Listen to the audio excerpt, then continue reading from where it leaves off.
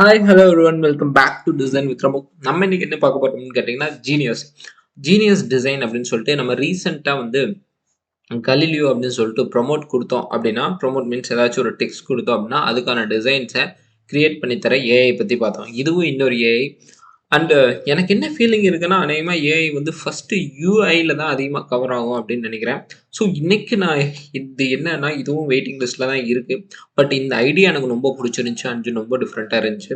ஆக்சுவலாக இது waiting list முடிஞ்சு அப்ளை பண்ணி நமக்கு வந்ததுக்கப்புறம் வீடியோ போடலான்ட்டு இருந்தேன்.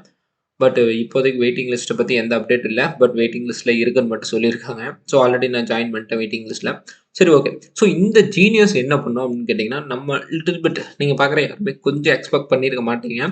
ஸோ அதுதான் பண்ண போகுது. என்னன்னா, இந்த பேஜ் வந்து சிங்கிள் பேஜ் தான். நான் ஸ்க்ரோல் பண்ணால் மட்டும் எதுவும் கிடையாது. ஜஸ்ட் ரீப்ளே பண்ணனா அவங்க ஒரு வீடியோ மாதிரி கொடுத்துருக்காங்க. அதுதான் கான்செப்ட். அண்ட் இதுவும் ஃபிக்மாக்குள்ள தான் ஒர்க் ஆகும். ஏன்னு கேட்டிங்கன்னா, இவங்க மெயினாக வந்து இந்த கம்பெனி வந்து ஃபிக்மா பிளகின்ஸ் இந்த மாதிரி டெவலப் பண்ணுற கம்பெனி.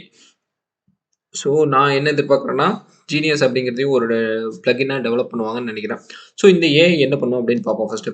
மெயினாக இந்த ஏஐ வந்து நீங்கள் சோலோ டிசைனராக இருந்தீங்கன்னா உங்கள் கூட சேர்ந்து வேலை செய்யும். கேட்குறக்கே ரொம்ப டிஃப்ரெண்ட்டாக இருக்குல்ல. பட் சீரியஸாக ரொம்ப சூப்பரான ஐடியா.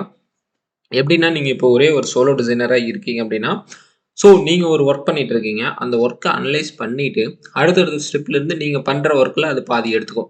எக்ஸாம்பிளுக்கு ஃபஸ்ட்டு நான் வந்து ஒரு பேசிக் லேஅவுட் கிரியேட் பண்ணுறேன். ஸோ இப்போ ஜீனியஸ் அது உள்ளே வந்துருச்சு. ஸோ நான் ஒரு நேம் கொடுத்துடணும், ஒரு ப்ரொஃபைல் மாதிரி கிரியேட் பண்ணுது.